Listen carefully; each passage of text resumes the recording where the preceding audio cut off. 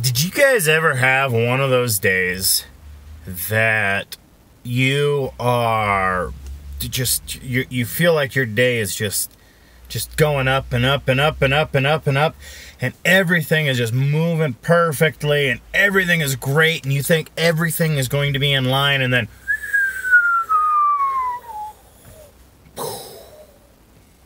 it crashes? Well, that has been my week.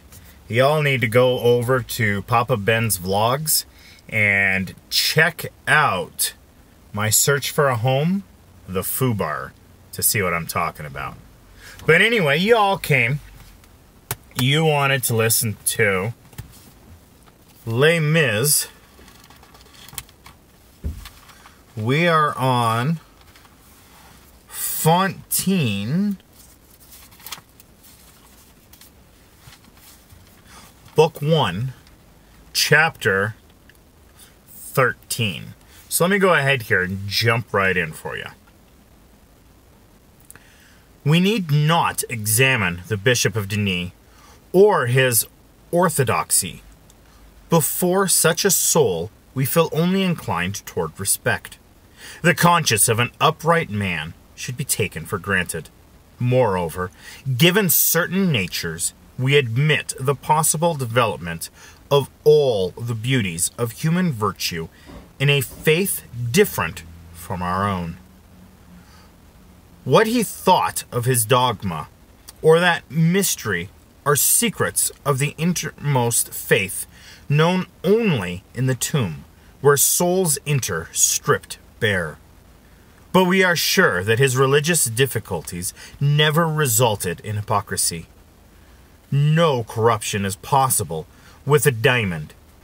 He believed as much as he could.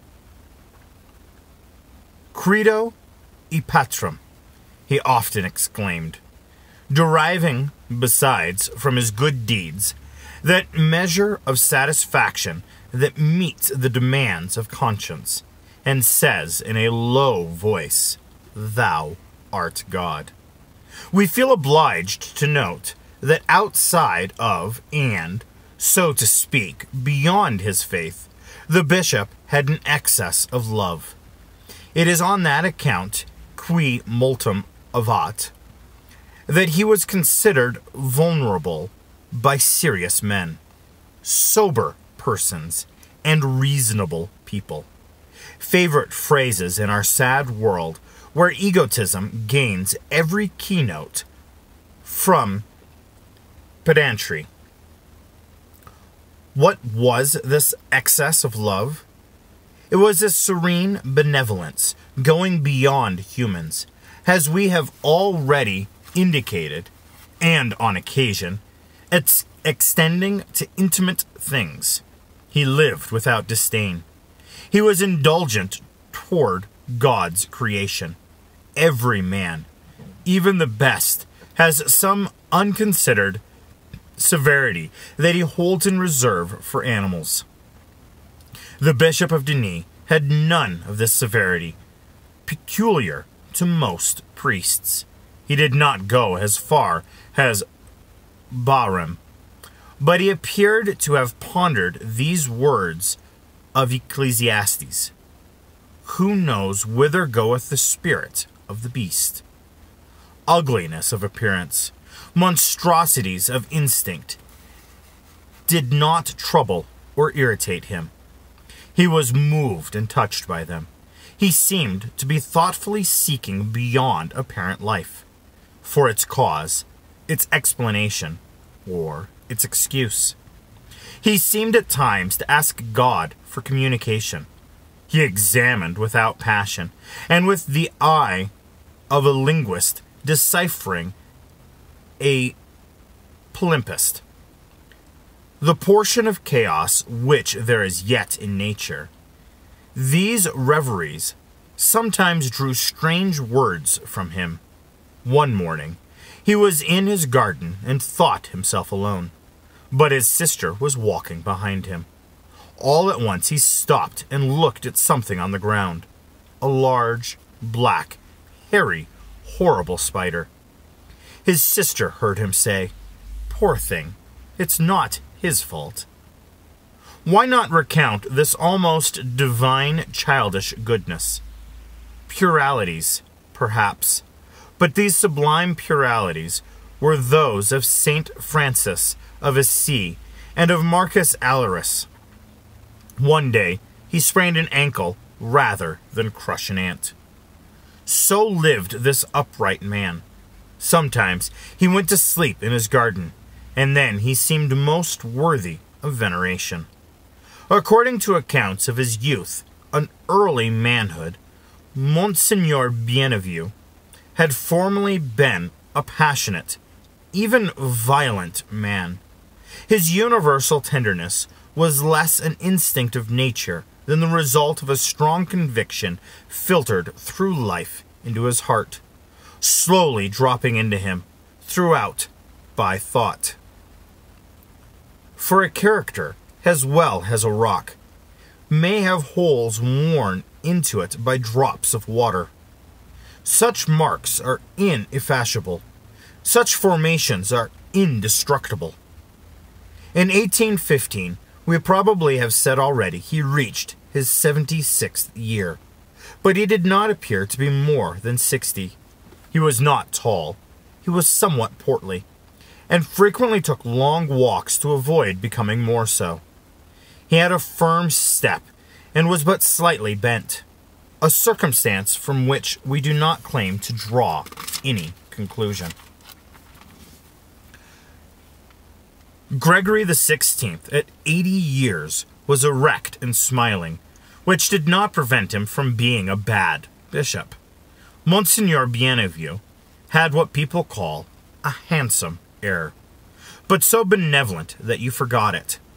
When he talked with that childlike gaiety that was one of his charms, and of which we have already spoken, everyone felt at ease in his presence, and joy seemed to radiate from his whole being. His ruddy, fresh complexion of white teeth, all of which were well preserved, and which showed when he laughed, gave him that open, easy air that makes us say of a man, he is a good fellow, and of an old man, he is a good man. This was, we remember, the effect he produced on Napoleon. On first sight, and to anyone meeting him for the first time, he was indeed nothing more than a good man. But if one spent a few hours with him, and saw him even briefly in a thoughtful mood, little by little, the good man became transfigured, and took on something imposing. His wide and serious forehead, made noble by his white hair, became noble as through meditation.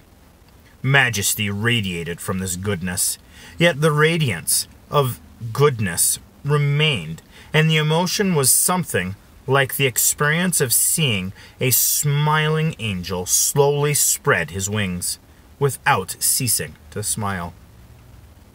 Respect, ineffable respect, penetrated by degrees and made its way to your heart, and you felt that you had before you one of those strong, tested, and indulgent souls, where the thought is so great that it cannot be other than gentle.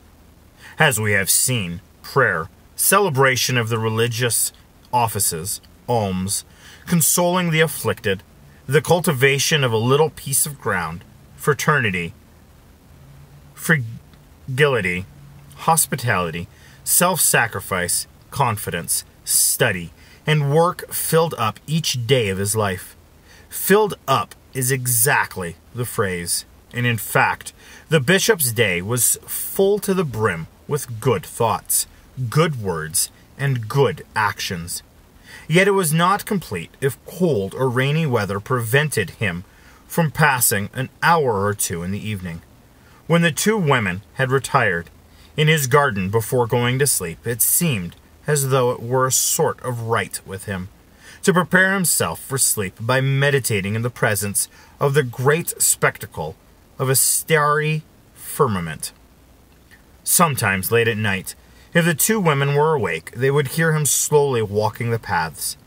He was out there alone with himself, composed, tranquil, adoring, comparing the serenity of his heart with the serenity of the skies, moved in the darkness by the visible splendors of the constellations and the invisible splendor of God, opening his soul to the thoughts that fall from the unknown. Such moments offering up his heart at the hour when the flowers of night emit their perfume, lit like a lamp in the center of the starry night, expanding in ecstasy in the midst of creation's universal radiance. Perhaps he could not have told what was happening in his own mind.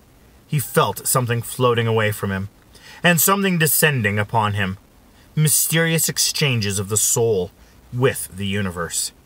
He contemplated the grandeur and the presence of God, the eternity of the future, that strange mystery, the eternity of the past, a stranger mystery. All the infinities hidden deep in every direction, and, without trying to comprehend the incomprehensible, he saw it. He did not study God. He was dazzled by him. He reflected on the magnificent union of atoms, which give visible forms to nature, revealing forces by recognizing them, creating individualities in unity, proportions in extensions, and innumerable in the infinite, and through light-producing beauty, these unions are forming and dissolving continually, from which come life and death. He would sit on a wooden bench leaning against a decrepit trellis and look at the stars through the irregular outlines of his fruit trees. This quarter of an acre of ground, so sparingly planted, so cluttered with shed and ruins, was dear to him and satisfied him. What more was needed by this old man, who divided the leisure hours of his life, where he had so little leisure, between gardening in the daytime and contemplation at the night? Was this narrow enclosure with the sky for a background not space enough for him to adore God in the most beautiful, most sublime works? Indeed, is that not everything? What more do you need? A little garden to walk in, and immensity to reflect on. At his feet, something to cultivate and gather. Above his head, something to study and meditate on. A few flowers on earth, and all the stars in heaven. Wow. That is pretty. That kind of gives you that look there of his garden, his space, his area in which he contemplates, what he meditates, what he sees. That's beautiful. Anyway, stay tuned. There's other videos coming out. There's other things going on. We've got some things coming out soon. Knock on wood, or fake wood, or whatever you want to call it, that are coming out on Papa Ben's vlogs that should be exciting. And we've got coming up soon, we're almost done with book 1 of Fantine here in Les Mis. And we're going to be doing the next book in the Borrowers series. Anyway, stay tuned for all this stuff, and you all have a wonderful and blessed day.